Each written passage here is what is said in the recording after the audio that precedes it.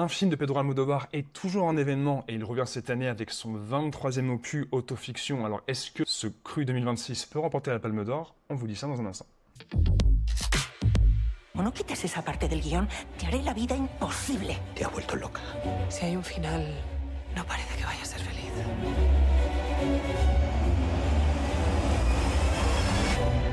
Autofiction, le 23e film de Pedro Almodóvar. Oui, sorti le 20 mai en France. Très attendu, bien sûr, comme tout film Comme d'Almodóvar, tous j'ai les envie de films dire. du grand Pedro Almodóvar. Exactement, un réalisateur Incroyable. iconique qui a quasiment tout gagné. Il a gagné 2 Oscars, des Goya, des Golden Globes, Lion d'Or à Venise aussi. Ce truc qui lui manque, c'est la Palme d'Or. Jamais gagné la Palme d'Or. Meilleur réalisateur, une fois, mais il n'a jamais eu la palme. Mais oui, grand réalisateur, peut-être le plus grand réalisateur du cinéma espagnol. Luis Buñuel aurait des choses à dire potentiellement, Ouais. et quelques autres, mais clairement l'un des plus grands, et qui fait donc l'événement et son 23e film, donc son retour à l'écran.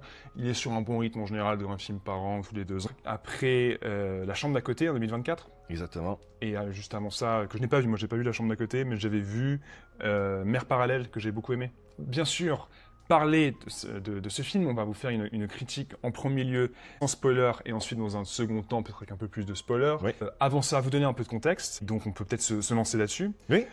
Donc on l'a dit, 23e film, vraiment il se remet dans un mode quasiment psychanalyse, un peu Oui.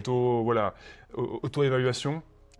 Le film raconte son histoire en train d'écrire le film. C'est une boucle en fait métaphysique et c'est un exercice très intéressant. Mise en abîme en tout cas. Ouais. Et on est sur le ton drame. Hein. Almodóvar est connu pour des comédies aussi des fois un peu plus mordantes. Il a commencé comme ça dans les années 80. Sortait de l'Espagne, sortait de la période franquiste et renaissait quelque part et devenait autour de la scène madrilène et la scène un peu plus punk. Almodóvar faisait un peu partie de ce paysage-là. Donc il y a eu des grosses comédies assez un peu rentre dedans, un peu. Talent aiguille, Femme au bord de l'Alcazener. Exactement. Plein d'autres et des films un peu plus pas burlesques mais en couleur, ce qui définirait assez bien une partie du cinéma d'Almodóvar. Ceci dit, on est vraiment plus sur le mode dramatique pour celui-ci. On est plus sur un mode Parle avec elle, Tout sur ma mère. Bolver éventuellement, Pedro Almodóvar qui travaille souvent avec les mêmes collaborateurs. Là, on n'a pas trop de ces réguliers. Oui, Barbara Leni, par exemple, dans le premier rôle, n'est pas vraiment une régulière d'Almodóvar. C'est vrai. C'est un peu une découverte. Un petit caméo, quasi caméo de Carmen Machi qui a joué dans quelques-uns de ses films, et puis l'inénarrable Rossi de Palma. Mais c'est qu'on a un casting qui est un petit peu nouveau, un petit peu frais, on va dire, Exactement. par rapport à d'habitude. Dans son rôle, un peu le rôle d'Almodóvar, en fait, Leonardo Sbaraglia. Acteur argentin.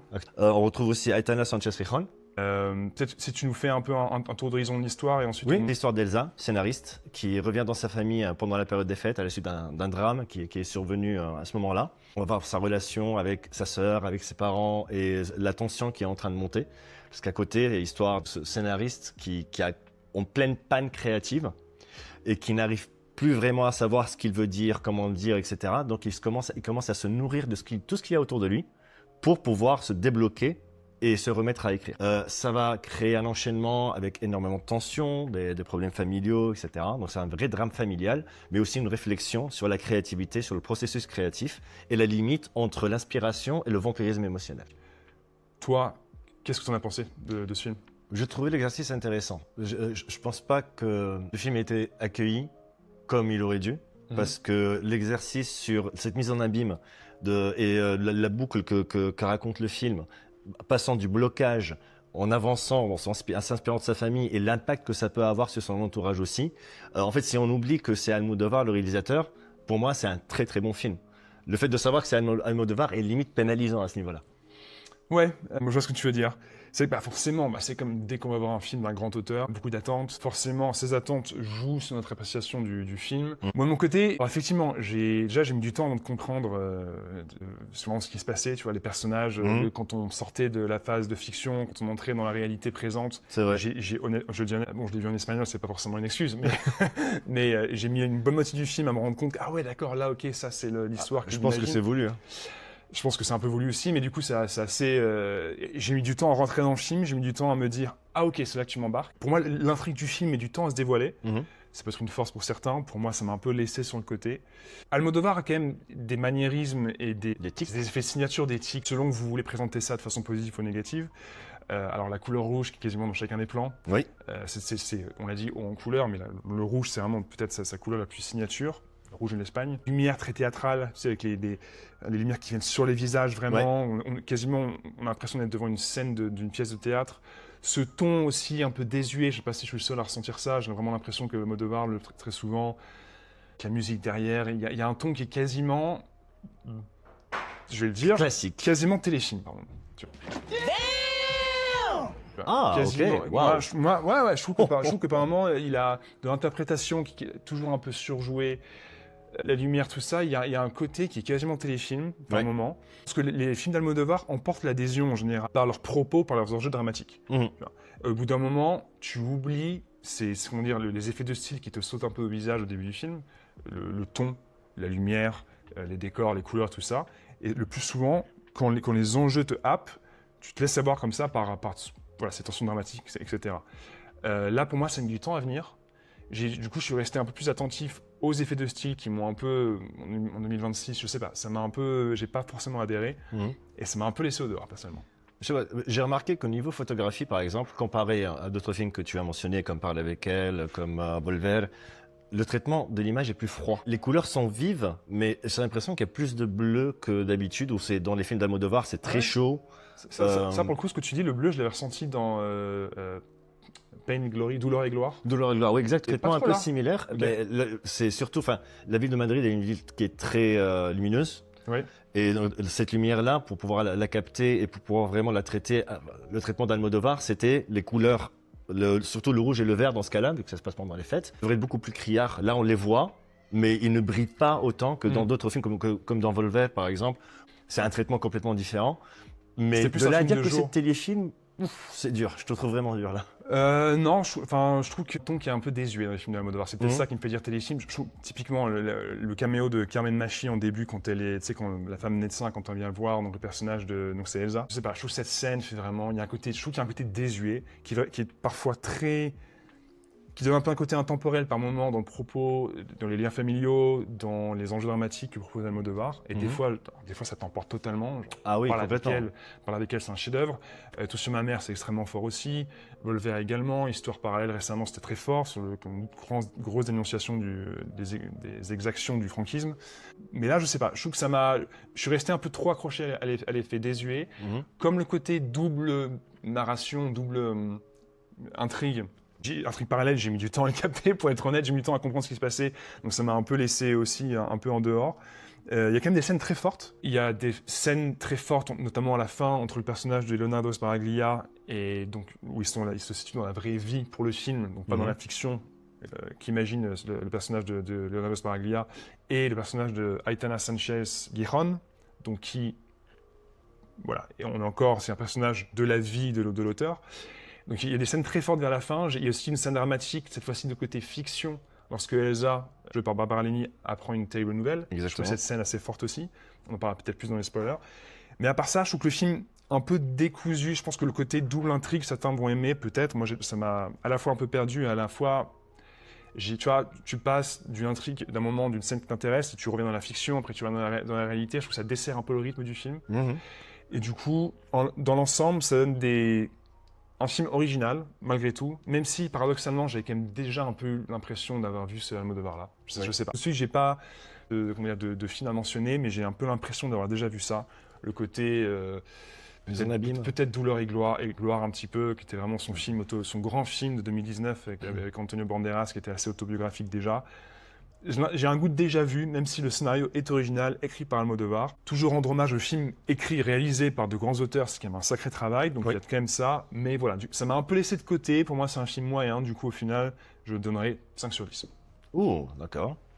Ouais. C'est pas un grand Almodovar. Ça a ses mérites, mais c'est pas l'un de ses grands pour moi. Moi, je trouve que c'est un bon film. Pas le meilleur Almodovar, mais ça reste, si on sort la variable Almodovar de l'équation, ça reste quand même un bon film. Et surtout, la fin, etc. Je trouvais ça intéressant, donc je mettrais plus un 7. Ah ouais, ok. Très bien, donc 5 sur 10 et 7 sur 10. Vous aussi, n'hésitez pas à nous donner votre opinion sur Autofiction, Almagra Navidad, dans les commentaires. Et puis maintenant, peut-être très rapidement sur la partie spoiler.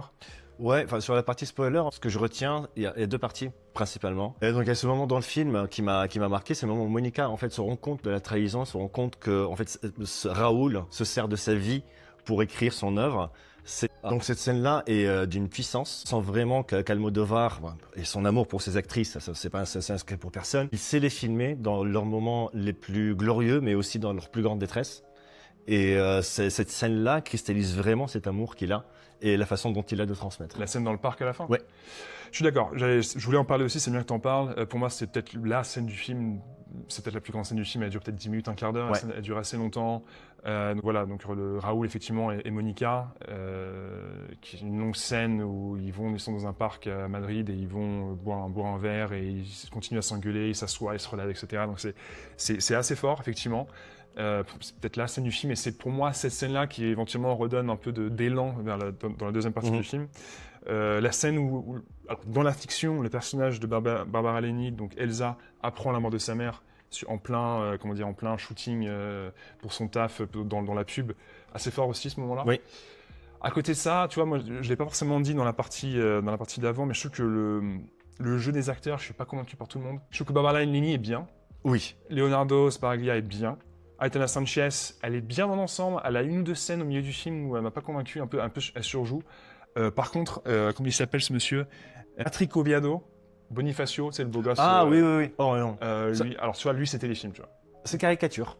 Voilà, mais c'est ça, tu vois, c'est un peu ce ton. Bah, c'est Almodovar. Hein. C'est Almodovar, mais c'est là où je veux en venir. Donc pour moi, lui, il joue mal. il est mauvais dans le film. C'est vraiment, il est mauvais. Je trouve qu'il est mauvais. Victoria Luengo, dans la partie fiction, qui interagit beaucoup avec Elsa. Je suis pas, ça va, mais je suis pas non plus super convaincu. Tu vois, les grosses performances, c'est Leonardo Sbaraglia, Oui. Barbara Leni et dans l'ensemble, Aitana Sanchez Giron. Là, c'est gros trio de jeu, je trouve. Ah oui, Quim Gutierrez. Ah oui. Quim Gutierrez, acteur à la fois francophone et espagnol, mais francophone également, qu'on voit parfois dans le cinéma français. Là, le pauvre, il n'y a pas grand-chose à faire. Content de le retrouver dans un Almodovar. Peut-être à un ou deux moments, on le voit un peu s'exprimer, sinon c'est vend le décor. Ouais. En tant que compagnon du Raoul. Donc c'est un peu l'un des points faibles aussi. Pas grand-chose de plus à dire. Pour moi, c'est un Almodovar moyen. Oui. Voilà. Ah, je trouvais que la scène de fin était jolie, esthétiquement. Avec les lumières qui s'éteignent. Oui. Avec la nuit qui tombe et tout. La nuit qui tombe, ça c'était plutôt Ouais. bien joué. Ça montre Madrid aussi de façon très très bien. On sent l'amour de Madrid Ouais, bien sûr. dans tous les plans. Quoi. Tout à fait, bien sûr. Ouais. Donc bon, pour toi, Autofiction, ça peut gagner la Palme d'Or ou pas ça? Non, je pense pas. Moi non plus, je ne pense pas. On n'est pas assez haut dans le baromètre Almodovar. Donc voilà un peu pour nos avis sur Autofiction, Almagro Navidad, le dernier Almodovar. Merci. C'est pas fini. Pour cette section On the Spot, je vais te donner à chaque fois un titre de film de la grande filmographie de Pedro Almodovar et tu devras me dire celui qui bat l'autre. Une petite bataille de films pendant 1 minute, on verra qui sera le vainqueur. Allez, T'es c'est prêt? parti. Ouais. Allez, c'est parti. Pour commencer, Femme au bord de la crise de nerfs ou Attache-moi? Attache-moi. Attache-moi ou La mauvaise éducation? Attache-moi. Attache-moi ou Talon aiguille? Talon aiguille. Talon aiguille ou Bol vert? Talon aiguille. Talon aiguille ou Mer parallèle? Talon aiguille. Talon aiguille ou Tout sur ma mère? Oh, tout sur ma mère. Tout sur ma mère ou Julieta? Tout sur ma mère. Tout sur ma mère ou Douleur et gloire? Tout sur ma mère. Tout sur ma mère ou Parle avec elle? Parle avec elle. Bien. Parle avec elle et le grand gagnant serait, à mon avis, selon toi, le meilleur film de Pedro Almodovar. N'hésitez pas à nous dire aussi en commentaire quel serait votre préféré. Et si vous êtes resté avec nous jusqu'à ce moment de la vidéo, merci. Et n'hésitez pas à partager vos opinions aussi sur le film dans la partie commentaires. Vous connaissez la chanson, c'est un pouce en l'air et n'hésitez pas à vous abonner si vous aimez ce qu'on fait ici avec Cinéphage. Et quant à nous, on se dit à une prochaine fois pour une prochaine vidéo. Avec grand plaisir. Super. Ciao.